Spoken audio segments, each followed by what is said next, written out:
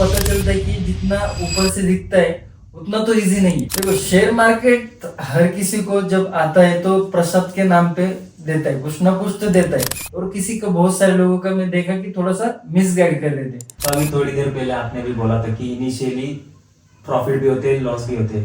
तो ऐसा तो हो नहीं सकता कि आपका लॉस हुआ नहीं है। तो आपका सबसे बड़ा लॉस कितना हुआ है अभी तक मार्केट में? न्यूज आया था यूक्रेन का, तभी मेरा थोड़ा ज्यादा बड़ा लॉस हो गया था, लगभग 2 से 2.5 तक गया था। नमस्कार दोस्तों, स्वागत है आपका आज के पॉडकास्ट में। मेरा नाम है रवि कदम और आज से हम एक पॉडकास्ट की नई सीरीज शुरू करने जा रहे हैं। और आज के जो हमारे गेस्ट है वो लगभग 10 साल से स्टॉक मार्केट में काम कर रहे हैं। उनका स्टॉक मार्केट को लेकर क्या पॉइंट ऑफ व्यू है वो हमने इस वीडियो में डिटेल में एक्सप्लेन किया है। आई होप आपको ये वीडियो पसंद आए और इस वीडियो से आपको अच्छी वैल्यू मिलेगी। नमस्कार दोस्तों, स्वागत है आपका हमारे नए पॉडकास्ट में। आज के इस पॉडकास्ट में हमारे साथ एक नए स्पेशल गेस्ट जिन्होंने बहुत से लोगों को शेयर मार्केट को देखने का पॉइंट ऑफ व्यू बदल दिया, मिस्टर यशदीप हजारे। स्वागत है सर आपका।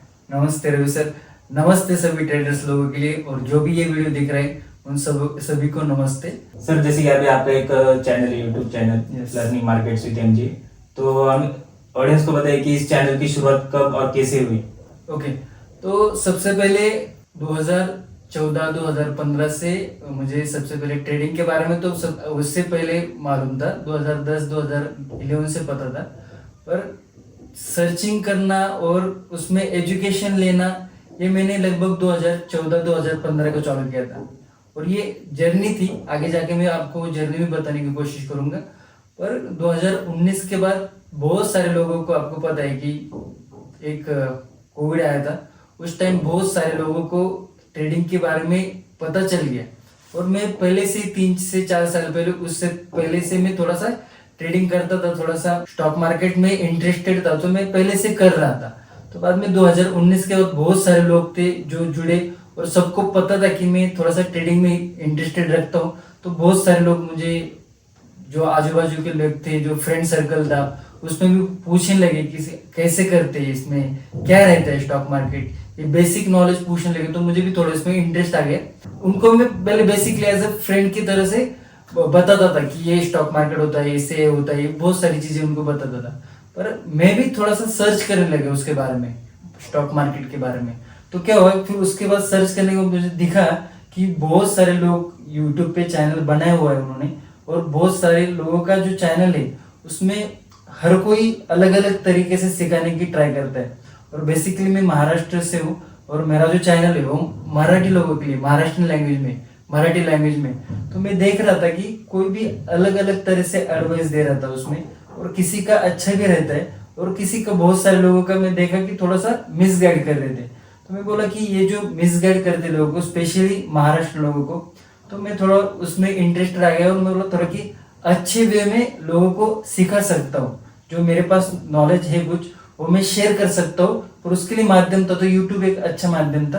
तो उसमें मैंने यूट्यूब चैनल क्रिएट करके उसमें लोगों को लर्निंग के बारे में, स्टॉक मार्केट लर्निंग के बारे में सिखाने की ट्राई कर रहा था।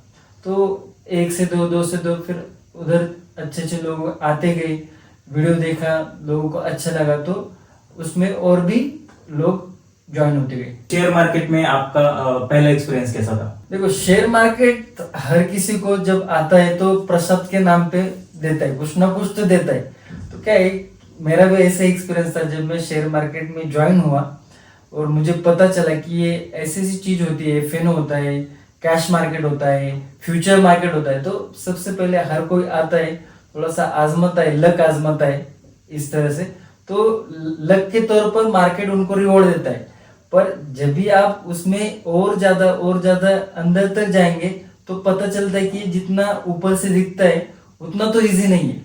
उसमें क्या होता है कि अगर आपने पहले मार्केट आपको एक बख्शिश के तौर पे कुछ ना कुछ प्रॉफिट, कुछ ना कुछ दे देता है।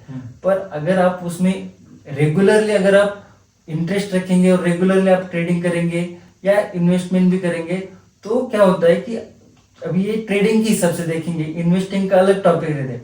अगर आप ट्रेडिंग कर रहे हो तो उसमें क्या होता है कि पहले मार्केट आपको रिवॉर्ड करके बाद में मार्केट आपसे जरूर लेगा, कुछ ना कुछ तो जरूर लेगा।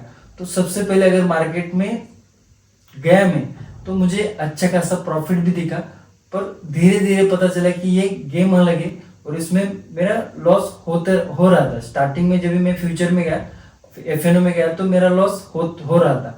तो फिर उसके बाद पता चला कि इस चीज को अगर आप प्रॉपर एजुकेशन से अगर नहीं करेंगे तो ये मार्केट आपको कभी भी बेनिफिट देने वाला नहीं है। तो उसके बाद थोड़ा सा लर्निंग पे फोकस किया, थोड़ा सा सीखा, तो उसके बाद थोड़ा सा स्टेबल होने में टाइम लगा। लगभग अभी आजकल के जो बच्चे जो ट्रेडिंग करते हैं या अगर आज किसी को भी ट्रेडिंग करना है तो 1-2 महीने में प्रॉफिटेबल होने की कोशिश करते हैं। पर उस टाइम जो मेरी जर्नी थी तो लगभग 3 से 4 साल मुझे स्टेबल होने में लगा। तो स्टेबल होने के बाद मार्केट आपको अच्छा खासा रिवॉर्ड देता है। तो स्टार्टिंग में लॉस होता है तो उस लॉस को एज अ मार्केट की फीस कंसिडर करना चाहिए। जी, बहुत बढ़िया। और जैसे कि अभी एज ए ट्रेडर और एज ए कंटेंट क्रिएटर आपका डेली शेड्यूल क्या रहता है?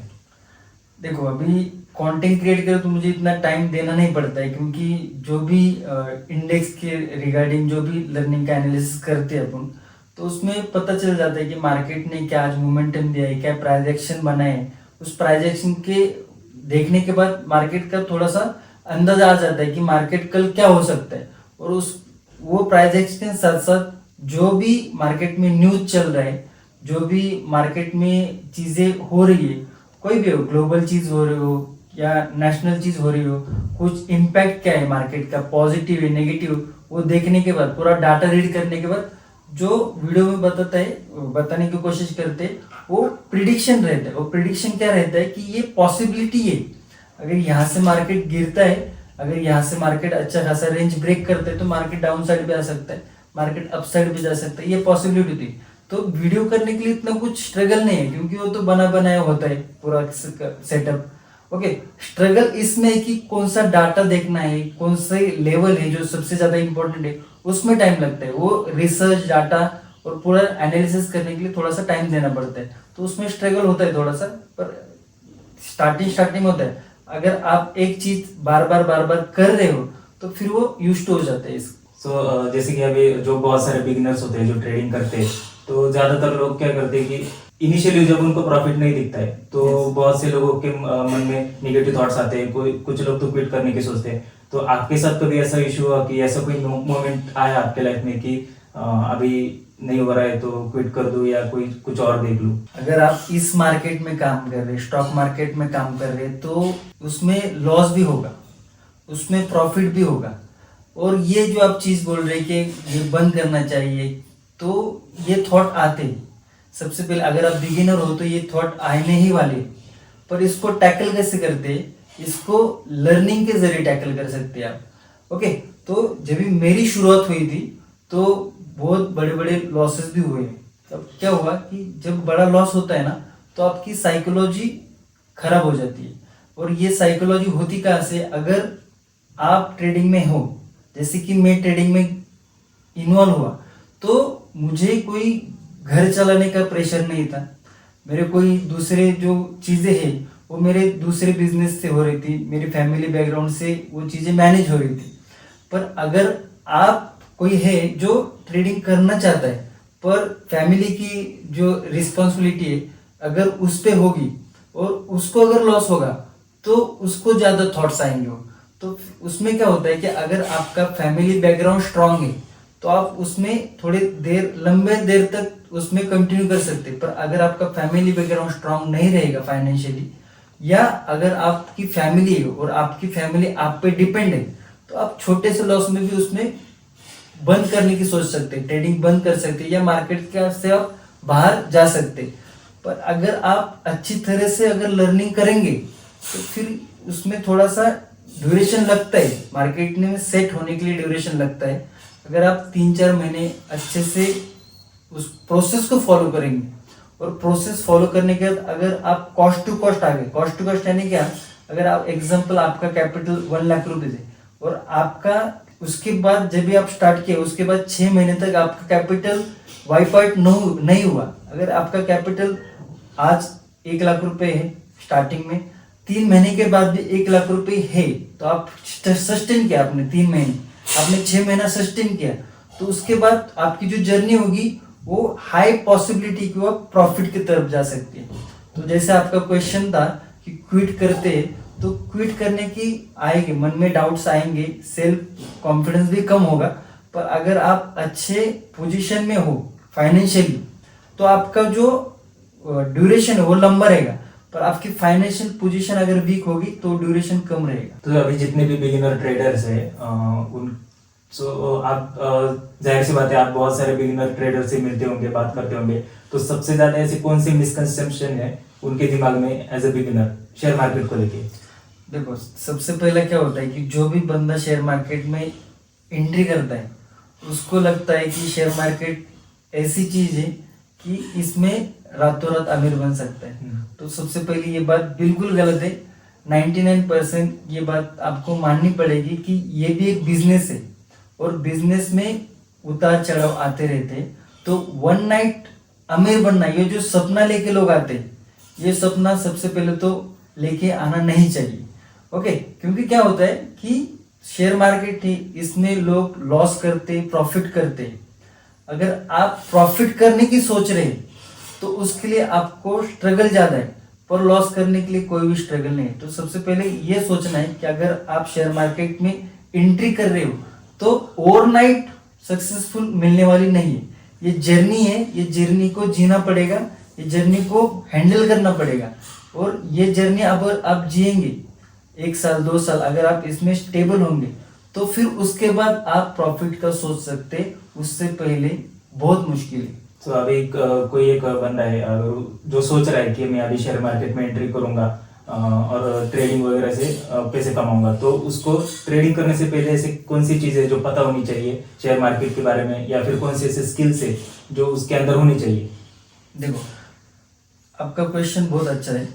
जो भी कोई नया शेयर मार्केट में आने की सोचता है तो उसको पहले ये पता होना चाहिए कि ये चीज है, शेयर मार्केट एक ऐसी चीज है, इसमें बड़ा लॉस हो सकता है। सबसे पहले तो लॉस हो सकता है, ये दिमाग में आना चाहिए, उसको समझना चाहिए। सेकेंड चीज है कि उसमें प्रॉफिट हो सकता है। तो पहला मैं क्या बोल रहा हूँ कि पहली चीज क्या आनी चाहिए दिमाग में, ये शेयर मार्केट में इसमें लॉस होने के चांसेस सबसे ज्यादा है। और सेकेंड चीज जी रहेगी, सेकेंड चीज ये है कि इसमें फिर प्रॉफिट हो सकता है, जो मैंने अभी बताया आपको कि इसमें सस्टेनेबल होना चाहिए। इसमें आप एक लेवल पे आने के बाद ही आपको प्रॉफिट होगा। तो जो भी सबसे पहले आ रहा है उसको ये दिमाग में होना चाहिए कि ये चीज में एंट्री करने के लिए प्रिपरेशन क्या होना चाहिए। तो प्रिपरेशन सबसे पहले इसका एजुकेशन बहुत इंपॉर्टेंट है। एजुकेशन लेने के बाद आप जो कैपिटल यूज कर रहे हैं वो कैपिटल आपका इस प्रकार होना चाहिए कि अगर वो चला गया तो एज अ मार्केट की फी उसको कंसिडर करना चाहिए।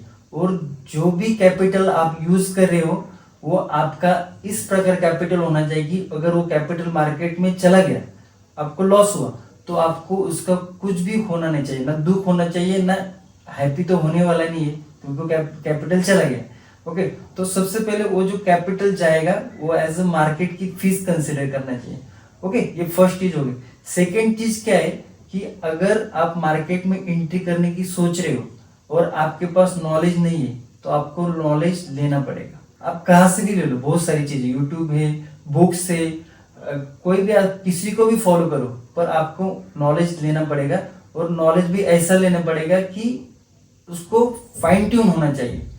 एक दिन पढ़ाई किया, 2 दिन पढ़ाई किया और आगे नहीं चलेगा। ओके, तो ये जो चीज है उसको ध्यान में रखना पड़ेगा। और सबसे पहले आपका गोल क्या है, आपको इन्वेस्टमेंट करना है, आपको एफ&ओ ट्रेडिंग करना है, आपको फ्यूचर में करना है, कोई भी चीज करनी है मार्केट में, तो उसका नॉलेज सबसे पहले लेना जरूरी है। और आपकी फाइनेंशियल कंडीशन कैसी है ये भी देखना जरूरी है। अगर आप यंग हो, आप 18-19 साल के, आप कॉलेज स्टूडेंट हो, तो आपको टाइम मिलेगा, रिकवर करने के लिए भी टाइम मिलेगा मार्केट से। प्रॉफिट नहीं बोल रहा, आपका जो सीखा हुआ है, आपने सीखा है कुछ, उसमें फॉल्स आ गया, मतलब आपने जो सीखा और मार्केट उस प्रकार नहीं काम कर रहा है, तो आपको टाइम मिलेगा। 19 साल के, 20 साल के, 21 साल के, 3-4 साल मिलेंगे आपको मार्केट में स्टेबल होने के लिए। पर आप कहाँ पे जॉब कर रहे हो, आपकी सैलरी कम है और आपको लगता है कि मतलब आप फैमिली मेंबर हो और आपको लगता है कि मार्केट एक ऐसी चीज है उसमें पैसा बनाया जा सकता है, कोई दिक्कत नहीं। पर अगर आपकी रिस्पॉन्सिबिलिटी है फैमिली की, आपका बैकग्राउंड फाइनेंशियल थोड़ा वीक है, तो उस बंदे के लिए आने के लिए उसको दोबारा सोचना पड़ेगा। सो अभी जैसे एज अ बिगिनर कोई शेयर मार्केट में आता है तो बहुत से बिगिनर्स इंट्राडे से शुरू करते हैं, तो आप क्या रिकमेंड करोगे, क्या वो इंट्राडे से शुरू करे या फिर इन्वेस्टिंग से? देखो इसमें क्या है, अभी 4 चीजें मैं आपको बताता हूँ और स्टेप बाय स्टेप मैं आपको समझाने की कोशिश करता हूँ। स्टॉक लेंगे, स्टॉक होल्ड करेंगे, ये सबसे इस 4 चीज में सबसे आसान चीज है। उसमें क्या है, एक स्टॉक में आपने इन्वेस्ट किया या कोई स्टॉक लिया, आपको लगता है कि वो स्टॉक ऊपर चला जाने की ज्यादा चांसेस है, तो आपने स्टॉक लिया और रख लिया, आपने होल्ड किया और वो ऊपर चला गया तो आप बेचेंगे तो आपको प्रॉफिट होगा। ये सबसे इन 4 चीजों में सबसे आसान चीज है। सेकंड ये चीज है भाई, ये स्टॉक तो सबसे पहले तो सबसे आसान है कि आपने किसी इंडेक्स में इन्वेस्ट किया, आपने किसी इंडेक्स में इन्वेस्ट किया, इंडेक्स में इन्वेस्ट किया, ये सबसे कम रिस्क वाली चीज है। सेकंड रिस्क वाली जो मैंने अभी बताया स्टॉक में, ओके। थर्ड ये फ्यूचर और चौथा है ऑप्शन ट्रेडिंग। ये 4 चीजें, इसमें रिस्क बढ़ रहा है, ओके। तो अगर आप बिगिनर हो और आपको लगता है कि आपकी स्टार्टिंग कहाँ से होनी चाहिए, तो आप पहले कैश मार्केट में काम कर सकते हो या फिर आप इंडेक्स में थोड़ा सा इन्वेस्ट कर सकते हैं। आप देख सकते हो, आप सीखने के लिए कि मार्केट वर्क कैसे करता है। आप अगर डायरेक्ट फ्यूचर या डायरेक्ट ऑप्शन में जाएंगे तो ये सबसे बड़ी भूल होगी आपकी, ओके। तो सबसे पहले जो एंट्री करेंगे मार्केट में, तो उसको थोड़ा सा उसको रिस्क समझना चाहिए, कौन से इसमें ज्यादा रिस्क है, किस चीज में कम रिस्क है। तो आप कैश में करेंगे तो उसमें रिस्क कम है, ओके। और अगर आप एफएनओ में करेंगे तो उसमें रिस्क बहुत हाई। तो अगर आप एंट्री कर रहे हो तो आपको रिस्क पता होना चाहिए मार्केट। और ये मैं बोल रहा हूँ कि थोड़ा एजुकेशन लेके अगर मार्केट में आएंगे तो पॉसिबिलिटी कि आप मार्केट में टिक सकेंगे, नहीं तो मार्केट आपको बाहर फेंक देगा। जी बहुत बढ़िया। अभी जो बिगिनर है, सो अभी ज़्यादातर क्वेश्चंस हमारे बिगिनर्स के लिए है, क्योंकि जो बिगिनर है उसको इनिशियली शेयर मार्केट में कौन से टाइम फ्रेम पे चार्ट्स देखने चाहिए, आप क्या रिकमेंड करोगे उसको? अब देखो अभी अगर आप इन्वेस्टमेंट कर रहे हो तो उसके लिए अलग टाइम फ्रेम है। अगर आप ऑप्शन में ट्रेडिंग कर रहे हो तो उसके लिए भी अलग चार्ट पैटर्न है, टाइम फ्रेम है। और आप इंट्राडे में कर रहे हो तो उसके लिए भी अलग टाइम फ्रेम है। तो ये टाइम फ्रेम आप किस चीज में कर रहे हो, अगर आप इन्वेस्टमेंट में कर रहे हो तो उसके लिए टोटली अलग टाइम फ्रेम है। अगर आप पोजिशनली होल्ड कर रहे हो किसी ट्रेड को तो उसके लिए भी टोटली अलग टाइम फ्रेम है। अगर आप इंट्राडे में कर रहे हो तो उसके लिए भी अलग टाइम फ्रेम है। तो मतलब मल्टीपल टाइम फ्रेम है, तो उसका जो टाइम फ्रेम बनाया है तो अलग अलग चीज के लिए, ओके। अगर आप इंट्राडे में कर रहे हो तो आपको 1 मिनट, 3 मिनट, 5 मिनट, 15 मिनट तक टाइम फ्रेम देखना चाहिए। अगर आप एनालिसिस कर रहे हो नेक्स्ट डे के लिए तो आपको डेली का और 1 आवर्स का टाइम फ्रेम भी देखना चाहिए। अगर आप इन्वेस्टमेंट कर रहे हो तो आपको वीकली, मंथली, ये दोनों टाइम फ्रेम देखना जरूरी है। तो टाइम फ्रेम अलग अलग चीज है, तो आप बता नहीं सकते कि एक क्या आप अगर इंट्राडे कर रहे हो तो आप इसी टाइम फ्रेम पे रहेंगे, तो वेरी करता है। अगर आप स्कैल्प कर रहे हो, स्कैल्प एक प्रकार है ऑप्शन ट्रेडिंग में, ओके। तो अगर आप स्कैल्पिंग कर रहे हो तो उसका टाइम फ्रेम और कम हो जाता है, ओके। तो इस प्रकार के अलग अलग टाइम फ्रेम है। तो अभी आपने एक वर्ड यूज किया स्कैल्पिंग, तो उसको थोड़ा सा डिटेल में एक्सप्लेन कीजिए। स्कैल्पिंग क्या होता है कि आपके पास कैपिटल बहुत अच्छा है। कैपिटल बहुत अच्छा इन द सेंस क्या है कि आप ह्यूज क्वांटिटी ले सकते हो। ये मैं रिकमेंड नहीं करूंगा क्योंकि इसमें हाई रिस्क होता है। अगर आप बिगिनर हो तो ये करना बहुत रिस्की हो सकता है, इसमें बहुत बड़ा लॉस हो सकता है। तो स्कैल्पिंग क्या होता है कि आप छोटा सा 1 सिंगल कैंडल मोमेंटम कैप्चर करने की कोशिश करते हो और जो मोमेंटम फास्ट आता है वो कैप्चर करने की कोशिश करते हो। तो अगर आपके पास हेवी लॉट साइज लेने की क्षमता है, आपका कैपिटल है, तो आप छोटा सा सेल फॉलो करके मार्केट में 4 से 5 पॉइंट कैप्चर करने की कोशिश कर सकते हो। देखो आपके अगर लॉट साइज हेवी है तो 4 से 5 पॉइंट में भी आपका प्रॉफिट बड़ा बनेगा, ओके। और उसको एसएल भी बहुत छोटे में काम करना चाहिए, एसएल भी बहुत छोटा काम करना चाहिए। अगर आप मोमेंटम कैप्चर कर रहे हो और आपका पॉइंट कैप्चर करने का 5 से 6 पॉइंट आप सोच रहे हो तो उस पर आप 7 से 8 पॉइंट के सेल्फ फॉलो नहीं कर सकते। तो बेसिकली स्कैल्पिंग क्या है कि एक सिंगल कैंडल कैप्चर करने का या 2 कैंडल कैप्चर, आप 5 मिनट की single candle fast entry fast exit, इसको बेसिकली स्कैल्पिंग बोलते हैं। और इसमें कैपिटल हेवी होना जरूरी है और लॉट साइज भी हेवी होना जरूरी है। छोटे लॉट साइज पे छोटे कैपिटल से स्कैल्पिंग बहुत रिस्क हो सकती है। तो यशदीप जी, हमारे पास अभी थोड़े से क्वेश्चंस है जो हमने हमारे ऑडियंस से ही लिए, तो अभी ट्राई करते हैं उनके डाउट्स क्लियर करने का। यस जरूर। तो सबसे पहला क्वेश्चन है, लेवल ब्रेक होने के बाद एंट्री कब ले, कैसे ले, यानी रनिंग कैंडल में एंट्री ले या फिर कैंडल क्लोज होने का वेट करे? देखो, अभी प्राइस स्ट्रक्चर आपने कैसे बना हुआ है देखा है, प्राइस स्ट्रक्चर कैसा बना हुआ है मार्केट में। और प्राइस अभी ये जो रनिंग कैंडल हो गया या जो भी क्लोजिंग कैंडल, ये सबसे पहले समझना चाहिए कि होता क्या है। देखो, अगर आप इंट्राडे में ट्रेडिंग कर रहे हो, अगर आप 5 मिनट टाइम फ्रेम यूज कर रहे हो समझो, और आपने एक लेवल बना हुआ है, समझो सपोर्ट बना हुआ है या रेजिस्टेंस बना हुआ है, अगर वो सपोर्ट को कैंडल क्लोज करता है, ब्रेक करके क्लोज करता है, तो क्लोज करने के बाद आप एंट्री की सोच सकते हैं। रनिंग कैंडल क्या होता है, अगर कोई मार्केट में न्यूज है तो वो लेवल पे मार्केट ब्रेक करके ऊपर भी जा सकता है 10-15 पॉइंट।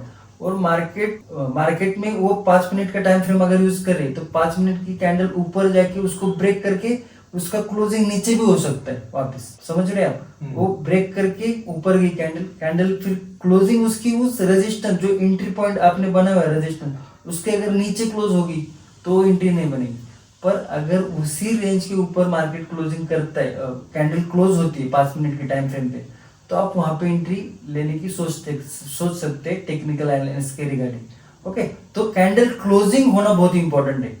ओके, अगर आप स्विंग ट्रेडिंग कर रहे हो तो आपको, अगर आप 1 आवर्स की चार्ट पे देख रहे हो और अगर आपकी लेवल ब्रेक होती है और 1 घंटे की कैंडल क्लोज होती है लेवल के ऊपर, तो आप वहां पे सोच सकते हैं। पर जब तक कैंडल क्लोज नहीं होगी तब तक एंट्री नहीं बनेगी। तो ट्रेडिंग करते समय ऐसे कौन से रूल्स है जो फॉलो करने चाहिए? बहुत सारे रूल्स है, एक रूल्स पे तो कोई टिक नहीं सकता है, मार्केट उसको बाहर फेंक ही देगी एक रूल्स पे। तो सबसे पहले ट्रेडिंग करते समय आपको ये ध्यान रखना चाहिए कि आपका कैपिटल कितना है, आपकी कैपिटल पे आप कितनी लॉट साइज ले रहे हो, और उस लॉट साइज पे आपका कैपिटल के अकॉर्डिंग आपको लॉट साइज लेनी पड़ेगी।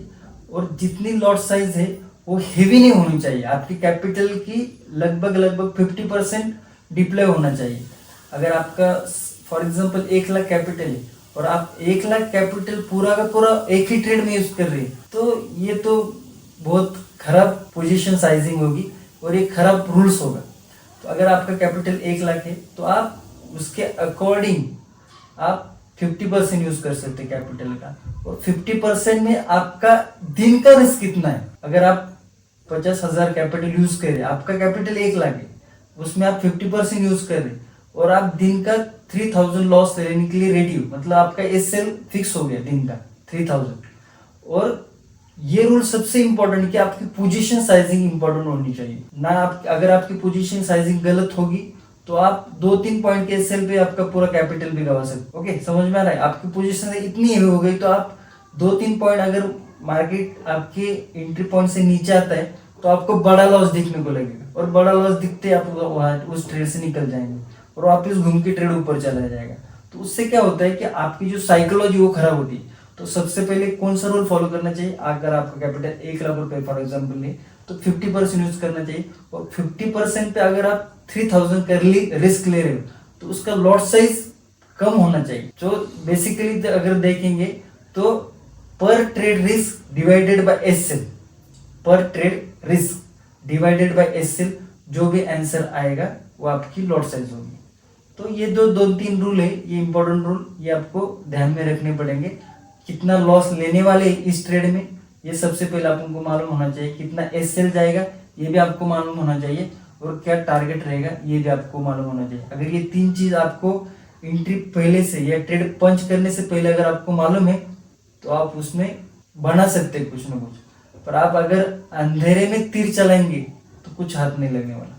तो अगर कोई ट्रेडर है जो जब भी एंट्री लेता है, तो बहुत सारे ट्रेडर्स होते हैं ऐसे जो जब भी वो एंट्री करते हैं उसके अपोजिट मार्केट चला जाता है, तो अभी ऐसे ट्रेडर को आप क्या रिकमेंड करोगे? तो अगर जब भी एंट्री लेंगे उसका अपोजिट चला जाता है तो आपका एनालिसिस गलत है, उसमें दूसरा कुछ नहीं, आपका एनालिसिस गलत है। तो उसमें वो परफेक्ट एंट्री कैसे कर सकते हैं? नहीं, अगर आपका बेस अगर आपका जो बेस है, प्राइस एक्शन का बेस है कि आप कोई भी चीज़ इस्तेमाल कर रहे हो मार्केट में, अगर वो प्राइस एक्शन है या कोई इंडिकेटर है, उसका बेस अगर आपका क्लियर होगा तो हाई पॉसिबिलिटी कि वो आपको प्रॉफिट दे के चला जाएगा। पर अगर आपका बेस ही क्लियर नहीं रहेगा तो जब जब जहाँ पे आप एंट्री लेंगे तो मार्केट हर बार नहीं ऐसा होगा कि 100 ट्रेड लिए, वो 100 ट्रेड में जब भी एंट्री लिया वहाँ से मार्केट रिवर्सल आ गया, मतलब अगेंस्ट चला गया, ऐसा नहीं होता है। और अगेंस्ट गया तो आपके पास है ना, आपको एसएल फॉलो करना आना चाहिए। और मोस्ट ऑफ द टाइम ये किन लोगों के साथ होता है जिनको मार्केट की बहुत नॉलेज है ही नहीं और ट्रेडिंग कर रहे और कोई एजुकेशन नहीं है मार्केट का, तो इन्हीं लोगों के साथ ऐसा होता है। तो जिनका भी ये क्वेश्चन है उनको थोड़ा सा मार्केट प्रॉफिट के बजाय थोड़ा सीखने में ध्यान देना चाहिए। नहीं, जरूर जरूर। आपने अभी वर्ड यूज किया एसएल, तो ज्यादातर ट्रेडिंग में एसएल ट्रेडिंग का बहुत बड़ा रोल होता है, तो एसएल ट्रेडिंग को थोड़ा सा डिटेल में बताइए। देखो, एसएल ट्रेडिंग सबसे पहले तो आप जहाँ पे ट्रेड पंच कर रहे हो तो वो ट्रेड पंच करते समय आपका एसएल कितना है ये आपको मालूम होना चाहिए। फॉर एग्जाम्पल के लिए आपने ऐसा स्ट्राइक प्राइस सिलेक्ट किया जिसका प्रीमियम 100 रुपीज है और आप 20 रुपए का एसएल फॉलो कर रहे प्रीमियम पे, तो प्रीमियम पे 20 रुपए के एसएल फॉलो कर रहे तो आपकी एंट्री अगर 100 पे हुई है, 100 प्रीमियम पे, तो आपका टेक्निकल एसएल बनता है 80 रुपीज। मतलब 80 अगर टच करेगा तो आपको उस ट्रेड से बाहर निकलना पड़ेगा। तो अगर मार्केट वहां से 1:1 मतलब 100 से 120 चला जाता है, ओके, 100 से 120 चला गया मतलब क्या है, जितना अपना एसएल था उतना मार्केट ने रिवॉर्ड दे दिया है। अगर अभी आपके हाथ में तो 1:1 लेके बाहर पड़ना है मार्केट में या ट्रेल करना है। तो ट्रेल करने में क्या होता है, अगर 100 से 120 प्रीमियम चला गया तो अभी ये जो 80 का एसएल था तो शिफ्ट होना चाहिए 100, ओके। और वहां से मार्केट घूमता है तो आप कॉस्ट टू कॉस्ट निकल के बाहर जा सकते हो, क्योंकि आपने ट्रेलिंग किया है। एसएल एक जगह से उठा के आपने और ऊपर लेके गए, मार्केट 100 से 120 गया, 80 से एसएल शिफ्ट हो गया 100 पे।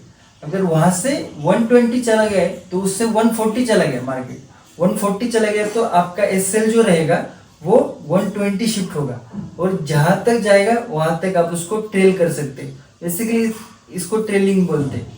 ये दो तरीके से होता है। अगर आपकी लॉट साइज कम है तो आज अभी मैंने बताया इस प्रकार ट्रेल कर सकते हैं ऊपर ऊपर जाके। अगर आपकी लॉट साइज हेवी है तो आप थोड़ा सा प्रॉफिट बुकिंग भी यहाँ पे कर सकते हैं। अगर आपका 100 पे आपने लिया है, आपकी फॉर एग्जांपल की 10 लॉट साइज है, अगर वहां से मार्केट 120 चला गया तो आप वहां से 50% जो आपकी क्वांटिटी वो स्क्वायर ऑफ कर सकते हैं। मतलब जो प्रॉफिट था 100 से 120 तक चला गया उतना आपने स्क्वायर ऑफ कर लिया। ये जो एसएल था 80 का उसको शिफ्ट कर दिया ऊपर। अगर वहां से अगर घूम के फिर के मार्केट अगर वापस प्रीमियम 100 पे आ गया तो आपका जो 50% जो प्रॉफिट लॉक किया अपने स्क्वायर ऑफ किया वो तो प्रॉफिट हो जाएगा, पर ये कॉस्ट टू कॉस्ट निकल गया।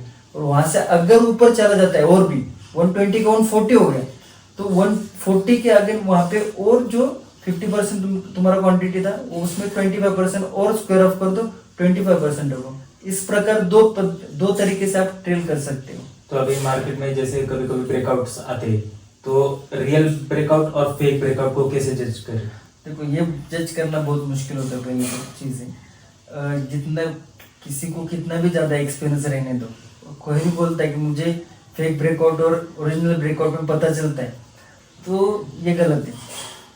कभी कभी क्या होता है, मार्केट एक रेंज में ट्रैवल करता रहता है और उस रेंज को ट्रैवल करके अगर मार्केट ब्रेक करता है और लगता है कि बाबा एक अच्छा रेंज था, मार्केट ने ब्रेक किया, तो ऐसा नहीं कि मार्केट ने अगर इतना रेंज किया है जो सिमिलर पैटर्न है वो हर बार मार्केट ब्रेक करके ऊपर ही चला जाएगा। नहीं, मार्केट घूम के भी डाउन साइड भी आ सकता है। अगर आपका व्यू ऊपर का है और आपने सोचा कि ये ब्रेकआउट बुलिश साइड होने वाला है, तो ऐसा नहीं कि मार्केट बुलिश साइड ही जाएगा। अगर सेम पैटर्न किया है दोनों साइड में, फॉर एग्जांपल ये दो पैटर्न है, एक में सेम पैटर्न किया है, दूसरा स्क्रीन है, दो स्टॉक है, एक स्टॉक में सेम पैटर्न किया है, दूसरे स्टॉक में भी सेम पैटर्न किया है और एक का ब्रेकआउट सक्सेसफुल हो गया, दूसरे का फेल हो गया, तो आप अभी कैसे जज करेंगे कि ये सेम ही था, दोनों पैटर्न, दोनों प्राइजेक्शन सेम था, पर एक का सक्सेसफुल हो गया और एक का अनसक्सेसफुल हो गया। तो यहाँ पे ये चीज नहीं है। आप कितने जो पैटर्न है, जो चार्ट पैटर्न या प्राइस एक्शन है, वो अगर 5 बार 10 बार उस तरह का पैटर्न क्रिएट हुआ है, और उसमें देखना पड़ेगा आपको कि 7 बार यहाँ से मार्केट ने ब्रेकआउट दिया और सक्सेसफुल हुआ है, और 3 बार मार्केट ने यहाँ से ब्रेक आउट किया और अनसक्सेसफुल हुआ है, रिवर्सल आ गया। तो अगर आप 70% अगर वहां पे विनिंग रेशियो है तो आप उसको ट्राई कर सकते हैं। पर ये चीज कोई भी क्लियर तरीके से नहीं बता सकता कि ये फेक ब्रेकआउट है या ये सक्सेसफुल ब्रेकआउट है। तो पॉसिबिलिटी है, प्रोबेबिलिटी का गेम है। तो प्रोबेबिलिटी के गेम के हिसाब से आपको, अगर आप प्राइस एक्शन सीख रहे हो तो हर पैटर्न को आप ट्रेड कर रहे हो, तो अगर आप उसमें 70% विनिंग चांस है तो आप उसमें कर सकते हो। 30% है जो नेगेटिव आ सकता है, ब्रेकआउट फेल हो सकता है, तो उसमें आपको इससे लेना ही पड़ेगा। तो जैसे अभी ट्रेडिंग करते वक्त बहुत से ट्रेडर को प्रॉब्लम आती है माइंड कंट्रोल की, तो माइंड को कैसे कंट्रोल करें? क्योंकि क्या है कि ज्यादा लॉस के चक्कर में कम प्रॉफिट बुक करके चले जाते हैं, या फिर कभी कभी ज्यादा प्रॉफिट के चक्कर में पूरा कैपिटल लॉस कर जाते हैं। ये बहुत सारी 99% ट्रेडर की ये दिक्कत है, और मेरे भी कभी कभी ये दिक्कत होती है, अभी भी मेरे साथ ये चीज़ होती है। और ये कोई खुल के नहीं बताता है कि जो भी कोई ऐसा लगता है कि जिसके साथ नहीं होती है वो ट्रेडर नहीं है, क्योंकि ट्रेडर के साथ ये दिक्कत पहले से आती है। हाँ, ओवर द टाइम ये चीज़ थोड़ी कम होती है। अब इसको टैकल कैसे कर सकते हैं, ये चीज़ सबसे इम्पोर्टेंट है। ये तो होती है, सबको पता है। तो इसमें क्या होता है कि आप इसमें वही बोला कि पोजीशन साइजिंग जो होती है वो इस चीज़ के लिए बहुत अच्छा काम करती है।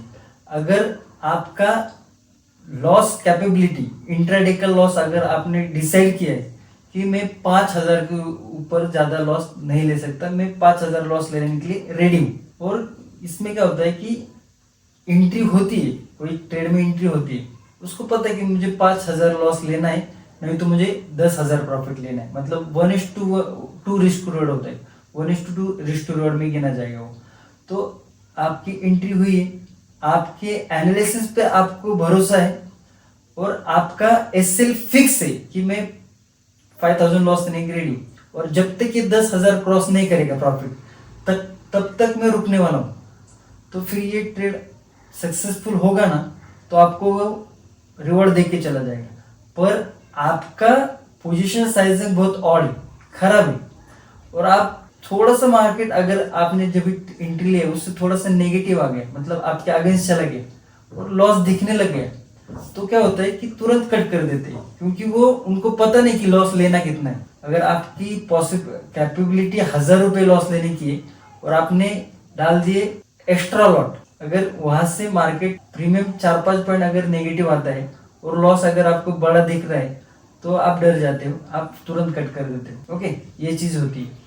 अभी यहाँ पे ऐसा नहीं कि तुरंत कट कर देते, कोई कोई होता है कि लॉस को होल्ड करके रखता है, मतलब पूरा कैपिटल भी वाइप आउट हो जाए कोई दिक्कत नहीं, पर वो होल्ड करके रखेगा। पर उसके अपोजिट देखेंगे तो 2 पॉइंट ऊपर जाएगा, ग्रीन में दिखेगा, बटन दबा देगा, स्क्वायर ऑफ कर देगा। तो उनको क्या है, उनको पोजीशन साइजिंग की आइडिया नहीं है, उनको रिस्क टू रिवॉर्ड की आइडिया नहीं है, और जिसको ये दोनों चीज की आइडिया नहीं है, दोनों चीज की समझ नहीं है, उनके ज्यादातर ये प्रॉब्लम होते हैं। अगर आपको पोजीशन साइजिंग का आइडिया है और आपको रिस्क टू रिवॉर्ड की आइडिया है, तो ये चीज बहुत कम हो जाएगी। आपने एक बार ट्रेड एंट्री कर दी, आपने थाम लिया है कि 5,000 लॉस नहीं तो 10,000 प्रॉफिट, ये होगा तभी मैं ट्रेड से बाहर निकलूंगा, नहीं तो नहीं निकलूंगा। तो वो चीज आप इस प्रकार टैकल कर सकते हैं, नहीं तो ये चीज का आंसर बहुत कम लोगों के पास है। बहुत बढ़िया। जनरली एक लॉट पे कितने पॉइंट्स लेने चाहिए? देखो, अगर आप फॉर एग्जाम्पल निफ्टी में काम कर रहे हो, अगर आप एक लॉट पे काम कर रहे हो, तो सबसे पहले एक लॉट पे आपका वेल्थ क्रिएट होने वाली नहीं है। पर आप बिगिनर हो, आपको तो मल्टीपल कर सकते हैं। अभी एक पॉइंट पे अपन डिस्कस करेंगे तो जो 10 लॉट लेगा तो 10 के हिसाब से सोच सकता है। अगर आप एक लॉट से काम कर रहे हो निफ्टी में, अगर आप 20 पॉइंट का एसएल फॉलो कर रहे हो प्रीमियम पे, अगर आपका प्रीमियम 100 रुपये, वही एग्जाम्पल लेता हूँ सिंपल है समझने के लिए, 20 रुपीज का आपने एसएल लगा, मतलब 80 पे एसएल और 100 पे आपकी एंट्री, तो जब तक 20 पॉइंट प्लस नहीं होगा, मतलब आप समझ रहे 120 नहीं होगा, तब तक आपको वो ट्रेड से बाहर तो निकलना ही नहीं है। एक तो एसएल लेंगे, नहीं तो 1:1 टारगेट लेने की सोचेंगे और एक लॉट पे कर रहे हो तो आपको 1:3 तो सोचना ही चाहिए। अगर आप कम से कम लॉट में कर रहे हो तो आपका रिस्क टू रिवॉर्ड रेशो ये 1:3 से ज्यादा ही होना चाहिए। तो कम से कम 60 पॉइंट तो लेना ही चाहिए निफ्टी में। अगर आप 20 का ऐसे फॉलो कर रहे हो तो मतलब 3 गुना ज्यादा आपको प्रॉफिट की सोचना चाहिए, नहीं तो फिर एक लॉट से आपकी वेल्थ क्रिएट होने वाली नहीं है।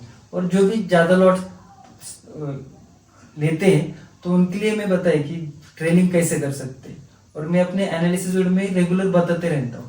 तो ट्रेडिंग में एक वर्ड आता है प्राइस एक्शन, तो प्राइस एक्शन को थोड़ा डिटेल में एक्सप्लेन कीजिए और कितनी इंपॉर्टेंट होती है ट्रेडिंग में। अभी जो भी मेरे चैनल पे है लोग, और उनको सबको पता है कि मैं बहुत ज़्यादा प्राइस एक्शन को सपोर्ट करता हूँ, या मैं बोलता हूँ कि ये जो बेस है मार्केट का, जो बेस है वो प्राइस एक्शन है।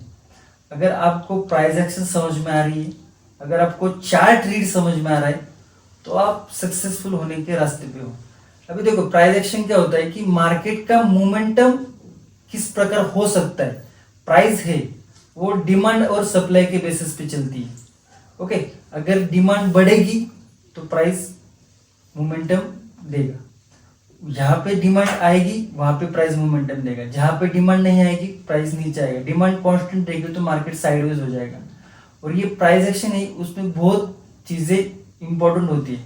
अगर एक पॉडकास्ट में समझने के लिए हिसाब से वो चीज नहीं है, पर सिंपल में करने की सोचते हो, सिंपल में बोलता हूँ तो जब भी डिमांड और सप्लाई ये चीज हर किसी को पता होती है, अगर नहीं हो तो फॉर एग्जांपल देता हूँ मैं, अगर आप सब्जी मंडी में गए और आप वहां पे देखेंगे तो ट्रक भर भर के टमाटो आए।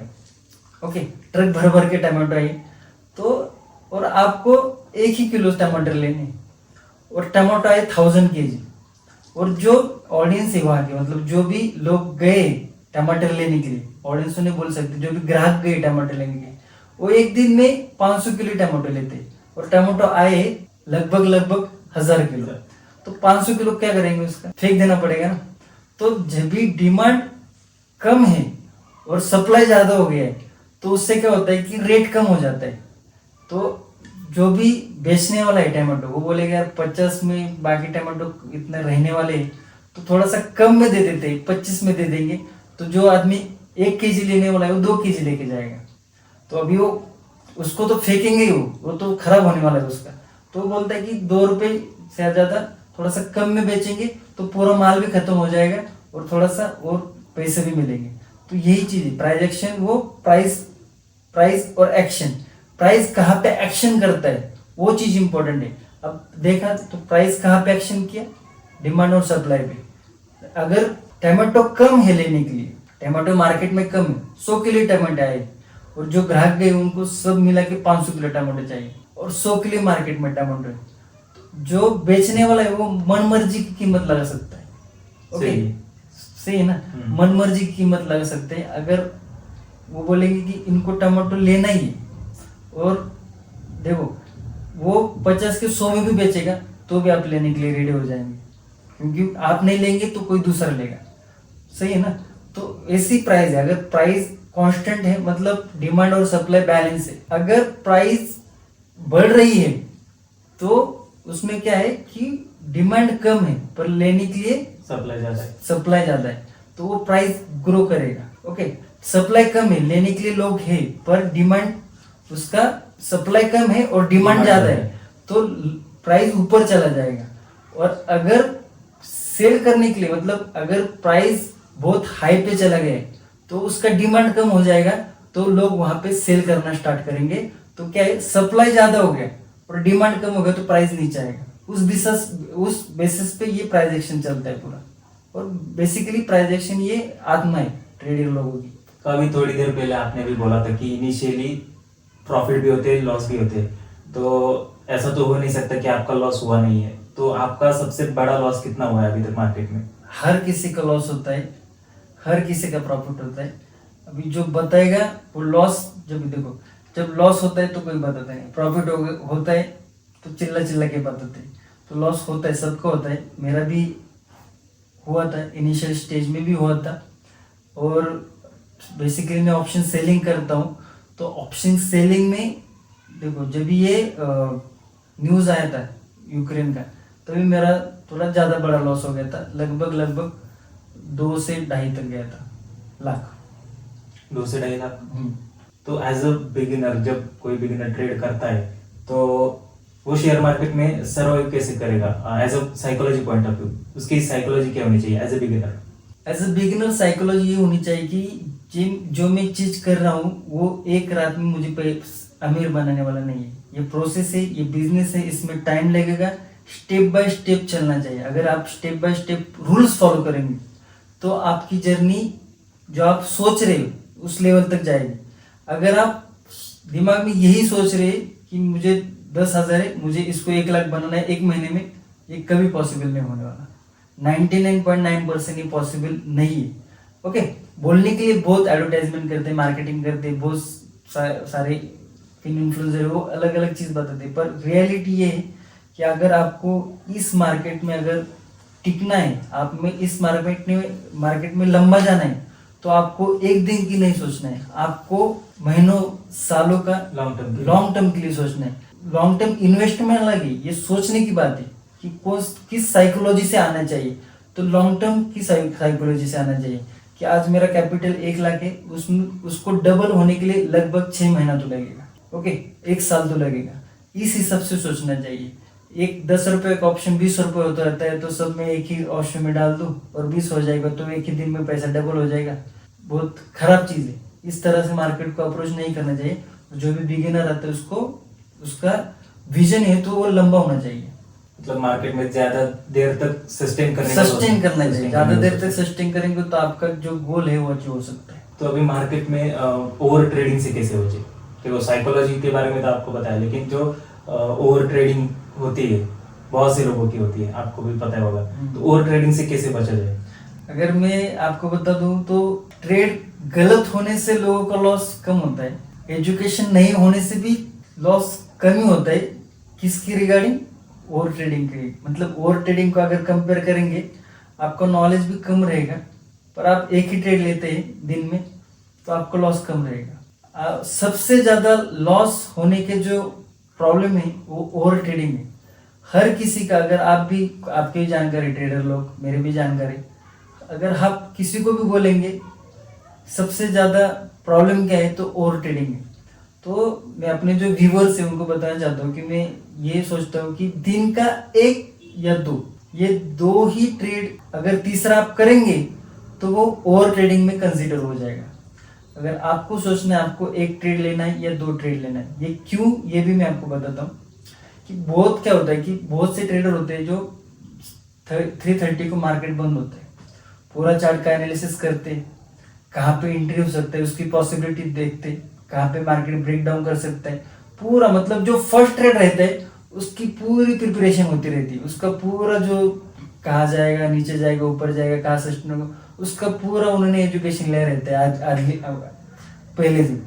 और जब मार्केट ओपन होता है, मार्केट ओपन होने के बाद अगर उस प्रकार का प्राइस एक्शन होता है तो पॉसिबिलिटी हाई रहती है कि वो फर्स्ट ट्रेड है, और 70% पॉसिबिलिटी हाई है कि वो प्रॉफिटेबल हो सकता है। क्यों?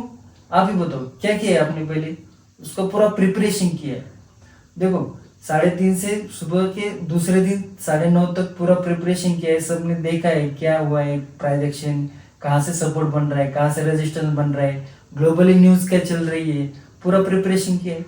अगर आप किसी भी चीज को अगर पूरे प्रिपरेशन से करते हो तो उसका सक्सेसफुल होने की चीज पॉसिबिलिटी कितनी ज्यादा है। अगर आपका पहला ट्रेड प्रॉफिटेबल होता है तो वहां पे आपको आपका दिन क्लोज करना चाहिए, टर्मिनल ऑफ करना चाहिए, ओके।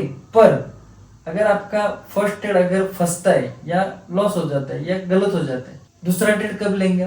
तुरंत अगर लेंगे तो आप वो ट्रेड लेने के लिए, सेकंड ट्रेड लेने के लिए आपने कोई प्रिपरेशन किया? नहीं। आपने कोई उसमें देखा चीज, पूरा ग्लोबल मार्केट या क्या सपोर्ट बन रहा है, क्या रेजिस्टेंस बन रहा है? मतलब जो फर्स्ट ट्रेड लेने के लिए आपके पास 10 से 12 घंटे थे सोचने के लिए, सेकंड ट्रेड लेने के लिए आपके पास कितना टाइम बचा? कुछ भी नहीं। कुछ भी नहीं।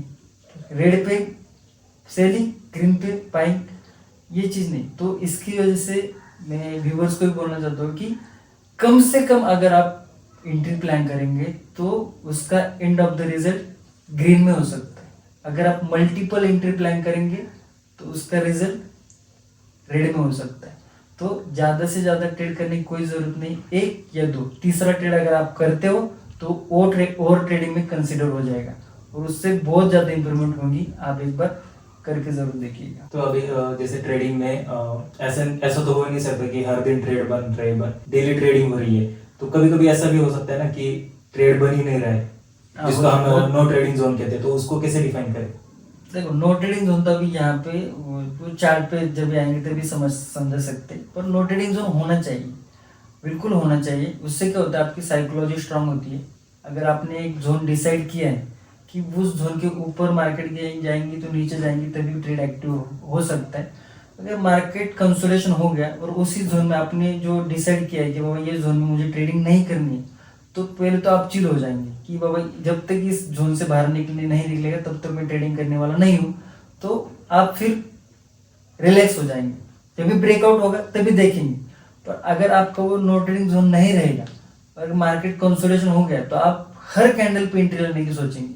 अभी ब्रेकआउट आएगा, अभी ब्रेकडाउन हो जाएगा, अभी ब्रेकआउट आएगा, अभी ब्रेकडाउन, और मार्केट दिन भर उसी में हो जाएगा। आपके 10 नहीं 100 एंट्री बन जाएंगी, पर प्रॉफिट तो होगा नहीं, लॉस ही होगा। ओके, तो ये इंपॉर्टेंट चीज है कि मार्केट मोमेंटम हर दिन देगा या नहीं देगा, ये सबसे बड़ी चीज है। अगर आप ऑप्शन बाय है तो मैं आपको जो भी ऑप्शन बाइंग करते हैं उनको मैं बताना चाहता हूँ कि 5 ट्रेडिंग सेशन होते हैं एक वीक में, और ये जो मार्केट है वो 5 दिन में 2 दिन ट्रेंडिंग रहता है, 3 दिन साइडवेज होता है। ये डाटा है। अगर आप ऑप्शन बायर है तो आपको मोमेंटम चाहिए, आपको प्रीमियम में स्पाइक आने के लिए मोमेंटम बहुत जरूरी होता है। तो हर दिन अगर आपको ट्रेड करना ही है तो ये पॉसिबिलिटी बहुत रिस्की है, ये पॉसिबिलिटी बहुत कम है कि हर दिन ट्रेड मिलेगा। अगर आप अच्छे समय पे अच्छे डे पे अगर ट्रेडिंग कर रहे हो तो ये पॉसिबिलिटी बहुत हाई कि आपका ट्रेड सक्सेसफुल हो सकता है। तो अगर कोई भी दिन मार्केट बहुत साइडवेज है या स्लो है तो उस दिन ट्रेडिंग अगर अवॉइड करेंगे तो ज़्यादा अच्छा रहेगा। और अभी क्या होता है कि निफ्टी और सेंसेक्स की एक्सपायरी, सेंसेक्स की एक्सपायरी होती है मंगलवार को, ओके, और निफ्टी को होती है गुरुवार को। सेंसेक्स में अच्छा मोमेंटम आ जाता है, और ये जो बीच का एक डे रहता है बुधवार, उसमें हाई पॉसिबिलिटी थी मार्केट कंसोलिडेशन हो जाता है। तो मैं अपने व्यूअर जो है मेरे चैनल के, उनको पता है कि मैं उसको सैंडविच डे बोलता हूँ कि दोनों एक्सपायरी के बीच में दबा हुआ वो दिन है। तो उसमें क्या वो हाई पॉसिबिलिटी थी कि उसमें थोड़ा सा अगर अवॉइड करेंगे तो अच्छा रहता है, क्योंकि वो थोड़ा सा डे साइड में जाता है। तो हर दिन ट्रेडिंग पॉसिबिलिटी कम करो, जब भी मोमेंटम दिखता है उसमें ट्रेडिंग करने की सोचो। लगभग आपको 5 दिन में 2 दिन मोमेंटम के मिलेंगे, 3 दिन साइडवेज मिलेंगे। तो आपको सोचना चाहिए उसके बारे में। तो अभी ट्रेडिंग में स्पेशली ऑप्शन ट्रेडिंग में पेशेंस कैसे बरकरार रखें, क्योंकि क्या होता है कि जब लॉस दिखता है तो ज्यादा देर तक ट्रेडिंग में रहते हैं लोग, होल्ड करते हैं, और जब प्रॉफिट दिखता है तो छोटा सा प्रॉफिट लेके निकल जाते हैं। तो जो लॉन्ग टर्म पेशेंस कैसे बनाए रखे? मैंने वही बताया, आपने जो दो क्वेश्चन के पहले यही क्वेश्चन लगभग सिमिलर ही था। तो वही है कि अगर आपकी पोजीशन साइजिंग अच्छी है, आपका रिस्क टू रिवॉर्ड रेशो आपको पता है, आपकी पोजीशन साइजिंग आपको पता है, और आपका एक दिन का लॉस आपने कंसीडर किया है कि इतना एक्सपोजर अमाउंट में लॉस लेने के लिए तैयार हो, अगर ये तीनों चीजें आपकी रूल्स के हिसाब से है तो आप उस ट्रेड में लंबा जा सकते हैं। अगर ये कहाँ पे ये तीनों चीजें कहाँ पे भी गड़बड़ की तो आप उसमें आउट हो जाने वाले। तो ज्यादातर लोग क्या करते हैं, अगर ट्रेड गलत हो गया तो होप में रहते कि ये जाएगा ऊपर जाएगा ऊपर जाएगा ऊपर, होप। ये होप चीज मार्केट के लिए बहुत डेंजरस है, ट्रेडर के लिए बहुत डेंजरस है। कभी भी होप नहीं करना चाहिए। अगर आपने ठाम लिया है ये मेरा एसएल है XYZ, तो ये एक उस पर टच किया, उससे बाहर निकलो। अगर आपने ठाम लिया है कि ये वाला रेंज के बाहर अगर मार्केट निकलता है और ये वाला लेवल अपना टारगेट है तो उस लेवल पे आता है तब तक रुको। एक तो एसएल जाने दो, नहीं तो टारगेट आने दो, दोनों चीजें होगी। बीच में भागने की कोशिश मत करो, लॉस लेने के लिए सोचो। एक बहुत अच्छा आदमी उन्होंने मुझे एक बोला था कि अगर आप लॉस ले रहे हो, एसएल फॉलो कर रहे हो, तो आप तुरंत एसएल फॉलो करो, नहीं तो फिर इतना बढ़ेगा कि आपको एक रहते हैं ना, अगर थोड़ा सा उंगली जा रहा है तो उंगली जाने दो, और वो उंगली बचाने के लिए पूरा हाथ मत जाने दो। समझ में आ रहा है आप क्या क्या बोल रहा हूँ? Yes yes. कि छोटा लॉस हो रहा है तो छोटा जाने दो, पर आप कैपिटल मत गवाओ एक ही ट्रेड में।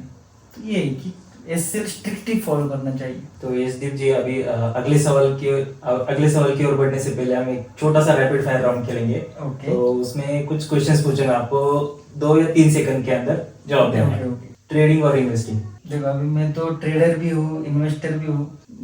रैपिड फायर राउंड है सर। पहला pair trading, second pair investing. Trading. Okay. Nifty और बैंक निफ्टी? पहला बैंक निफ्टी था, अभी निफ्टी वीकली एक्सपायर होती है निफ्टी। म्यूचुअल फंड और equity? Equity. Morning trading session और closing hour trading? Morning. Risk management और profit booking? Risk management. Gold और स्टॉक्स? स्टॉक ही है, पर गोल्ड का पर्पज अलग है, वो हेजिंग की तरफ से यूज होता है। ऑप्शन ट्रेडिंग और स्विंग ट्रेडिंग? देखो जिसको ज्यादा एक्सपीरियंस अच्छा है ऑप्शन ट्रेडिंग, पर जिसको एक्सपीरियंस नहीं हो स्विंग ट्रेडिंग बेटर है। एसआईपी और direct stock? Direct stock. Indian market और क्रिप्टो? दोनों का अलग अलग बेनिफिट है, अलग अलग डिसएडवांटेज है, पर इंडियन मार्केट। ठीक है, अभी ज्यादातर लोग अभी क्रिप्टो की तरफ मूव कर रहे हैं, तो अभी उसमें आपका क्या पॉइंट ऑफ व्यू है? सेबी की बहुत सारी गाइडलाइंस आए हुए हैं, और सेबी के तो गाइडलाइंस है, पर क्या हो रहा है कि पहले डेली एक्सपायरी रही, बाद में मंथली हो गई, बाद में एक्सपायरी शिफ्ट होने लगी। कोई एक्सपायरी संडे को मंडे को हो रही थी, कोई थर्सडे को हो रही थी, मतलब ये ऊपर नीचे हो रहा था बहुत। तो उसके लिए क्या है कि लोग बैक टेस्ट करते, सेटअप बनाते, तो वो बैक टेस्ट और सेटअप का वैल्यू कुछ रहा नहीं। और बहुत सारी चीजें है कि लॉट साइज कम हो गए, लॉट साइज बंद हो गए, कम हो गए, किसी किसी के वीकली एक्सपायरी बंद हो गई। और जो मोस्ट ऑफ जो ट्रेडर थे वो बैंक निफ्टी को प्रेफर करते थे ट्रेडिंग करने के लिए।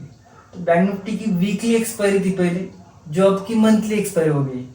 अगर कोई मंथली एक्सपायरी में ट्रेडिंग करते तो वो रह गया, पर किसी को अगर वीकली एक्सपायरी में करना है तो उसका तो निकल गया बैंक निफ्टी। और वॉल्यूम बहुत था बैंक निफ्टी में, वॉल्यूम इन द सेंस कि बहुत सारे ट्रेडर थे जो बैंक निफ्टी प्रेफर करते थे ट्रेडिंग करने के लिए। अगर वही मंथली एक्सपायरी हो गई तो इतने सारी चीज हो गई ओवर ऑफ द टाइम, तो फिर वो शिफ्ट हो गए क्रिप्टो में, और तो इसकी वजह से थोड़ा सा वहां पे बूम आ गया है। तो एज अ बिगिनर ट्रेडर जो लॉस का जो डर है या प्रॉफिट का जो लालच है, तो उसको कैसे मैनेज करें एज अ बिगिनर? तो बिगिनर अगर हो तो आपको प्रॉफिट के बारे में सोचना ही नहीं चाहिए, आपको सिर्फ लॉस के बारे में ही सोचना चाहिए। अगर किसी को और लगा रहेगा ये सेंटेंस, पर अगर आप बिगिनर हो तो आपको बिल्कुल भी प्रॉफिट के बारे में नहीं सोचना चाहिए। इसको मैं पहले से एक वर्ड यूज कर रहा हूँ, इसको बिजनेस की तरह ट्रीट करना चाहिए। देखो सबसे पहले अगर कोई भी चीज का अगर बिजनेस करते तो सस्टेन होना बहुत जरूरी है। सस्टेन, समझो कोई होटल ओपन कर रहा है, तो होटल ओपन करने से 6 महीने तक उस होटल का प्रॉफिट नहीं आया तो भी चलेगा, पर जो भी चीज लग रही है होटल चलाने के लिए, वो सब्जी हो गई, वेटर हो गई, बहुत सारी चीज जो भी चीज लगती है, वो अगर 6 महीने तक वो सस्टेन किया उसने उसी पैसे से, और 6 महीने के बाद अगर प्रॉफिट को सोच रहा है तो उसका पॉसिबिलिटी कि उसका बिजनेस सक्सेसफुल हो जाएगा।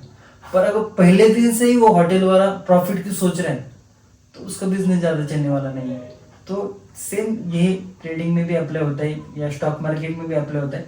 आपको पहले साल भर तक अगर आपने अपना कैपिटल सस्टेन किया, आपने लॉस किया प्रॉफिट किया, लॉस किया प्रॉफिट किया, और 6 महीने बाद 1 साल के बाद अगर आपका कैपिटल जो स्टार्टिंग में था वही आप 1 साल के बाद है, तो मतलब आप सस्टेन कर गए हो। अभी आपका मार्केट लॉस नहीं कर रहा है, तब आपको नेक्स्ट स्टेप लेना होगा कि आप तभी आपको प्रॉफिट के बारे में सोचना पड़ेगा। तो अगर फर्स्ट डे से अगर आप प्रॉफिट के बारे में सोचेंगे तो मार्केट धक्के मार के निकल देगा। तो जैसे अभी थोड़ी देर पहले आपने बताया कि आपका कोविड के पीरियड के दौरान आपका एक बिग लॉस हुआ था, तो उस कोविड के पीरियड के दौरान नहीं हुआ था, तो अभी थोड़ी देर पहले आपने बोला था कि आपका वॉर के टाइम हुआ था, बहुत बड़ा गैप डाउन हो गया था। तो आपका जब लॉस हुआ तो आपने वो कैसे फेस किया और उससे कैसे आपने बाउंस बैक किया?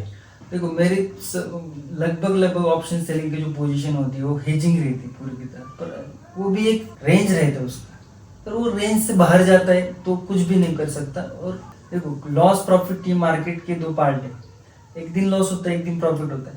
हर दिन तो बड़ा लॉस नहीं होने वाला, लॉस होंगे, जो रूल के हिसाब से लॉस होना चाहिए। वो थोड़ा सा न्यूज था मार्केट में, कोई चीज होती है ऐसी कि वो अपन कंट्रोल नहीं कर सकते, कितना भी अच्छा ट्रेडर रहने दो, तो उसमें लॉस देना पड़ता है। ये मेंटेलिटी है कि लॉस हो गए तो उसको एक्सेप्ट करना पड़ेगा और आगे चलना पड़ेगा। अगर आपको सस्टेन करना है मार्केट में तो लॉस को एक्सेप्ट करना ही पड़ेगा। पर लॉस अगर कोई अलग चीज के कारण हुआ है तो ठीक है, आपका एजुकेशन नहीं है, उसकी चीज के कारण आप लॉस कर रहे हो और एक्सेप्ट कर रहे हो, तो ये चीज नहीं चलेगी। कोई होता है अभी वॉर के टाइम या रिजल्ट, इलेक्शन रिजल्ट के टाइम मार्केट अप डाउन ज्यादा होता है, तो उसमें आप वो चीज के हिसाब से प्लानिंग करते हैं कि अगर हो जाए तो कोई दिक्कत नहीं है। जी, बहुत सी चीजें होती है जो अपने हाथ में नहीं होती है। क्या ट्रेडिंग को फुल टाइम करियर लेना चाहिए या इसको हमेशा साइड इनकम में रखना चाहिए, अपना सेकेंडरी सोर्स? उसमें दो चीजें, अगर आपका फाइनेंशियल कंडीशन अच्छा है, अभी कोई बोलेंगे कि फाइनेंशियल कंडीशन अच्छा है तो ट्रेडिंग में क्यों आएंगे? नहीं, हर किसी का फाइनेंशियल कंडीशन अच्छा भी होता है तो भी वो लोग काम करते ही। फॉर एग्जाम्पल अभी अपने अंबानी साहब है, इतना अच्छा उनका फाइनेंशियल कंडीशन, वो तो घर पे बैठे नहीं है, वो कुछ ना कुछ अलग तो करते ही। आप सोच न्यूज में देखते कि ये ओपन किया, वो ओपन किया। तो देखो, फाइनेंशियल कंडीशन अगर आपका अच्छा है, आप पर रिस्पॉन्सिबिलिटी कम है और आप दे सकते हैं टाइम, साल भर तक मार्केट को टाइम दे सकते हैं। आप साल भर अगर आपने कोई जॉब है वो नहीं किया और आप मार्केट देखकर आपका जो रोजी रोटी हो चल सकता है साल भर के लिए, उस साल के बाद, एक साल के बाद आप एनालाइज करेंगे कि एक साल में क्या हुआ, मार्केट में सस्टेन हुआ में या नहीं हुआ। अगर एक साल भर में आपने मार्केट सस्टेन किया है और आपका जो प्रीवियस जॉब था जो आपने क्विट किया, मैं पहले बोल रहा हूँ कि कौन कर सकता है इसकी, वो बोल रहा हूँ, तो आपका फॉर एग्जांपल सैलरी 50,000 है और आपने मार्केट से नेक्स्ट मंथ आपने 50,000 से ज्यादा प्रॉफिट किया है, तो फिर आप एक बार के लिए सोच सकते हैं। पर आपका फाइनेंशियल कंडीशन स्ट्रांग है, बैकग्राउंड स्ट्रांग है फाइनेंशियली, तो आप सोच भी सकते हैं फुल टाइम करने के लिए, पर उसका आपको एक साल तो देना पड़ेगा। दूसरा एक पर्सन है, उसका अगर लाइफ देखो तो उसका जॉब चल रहा है, उस पर उसके फैमिली पूरी डिपेंड है, तो उसको अगर मार्केट देखना है तो सेकेंड ऑप्शन की तरह देखना चाहिए, ना कि फुल टाइम के लिए। सेकेंड ऑप्शन की तरफ से देखना चाहिए। काम कर रहे, उस काम से टाइम मिलके आप थोड़ा सा यहाँ पे टाइम दे रहे मार्केट में, आप थोड़ा सीख रहे हो, एक साल के बाद देखा अच्छा सा जम रहा है, पर उसके पास एक साल अगर उसने काम नहीं किया और वो फैमिली को संभाल नहीं सकता है या अपना जो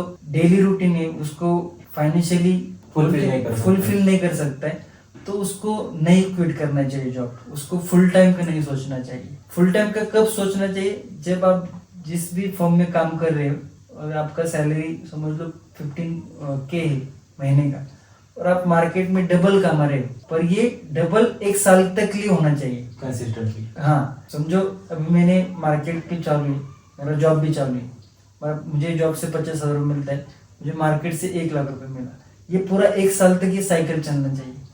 तब वो सेकंड वाला बंदा है जिसका बैकग्राउंड, फाइनेंशियल बैकग्राउंड स्ट्रांग नहीं है, वो फुल टाइम सोच सकता है। और मोस्ट ऑफ द टाइम लोग फुल टाइम देखने की सोचते हैं कि फुल टाइम कर सकते हैं, पर ये डिसीजन बहुत डेंजरस हो सकता है, तो एक बार ये चीज ध्यान में जरूर रखना चाहिए।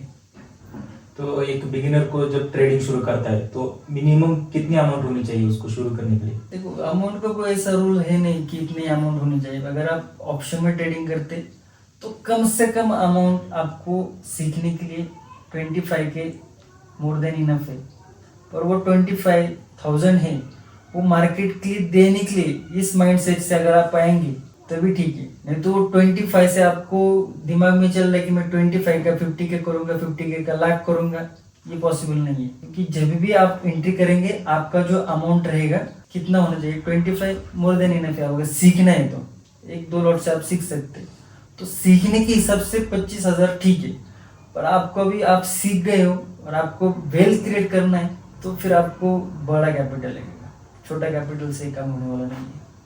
तो अभी जैसे हम देख रहे हैं कि मार्केट में कई नई नई टेक्नोलॉजीज आ रही है, एआई आ रहा है, और शेयर मार्केट में भी बहुत से अल्गो एआई आ चुके हैं। तो क्या आप अल्गो ट्रेडिंग में बिलीव करते हैं या मैन्युअली करना चाहिए? तो देखो, अल्गो का एक अलग उसका बेनिफिट है, मैनुअल का एक अलग बेनिफिट है।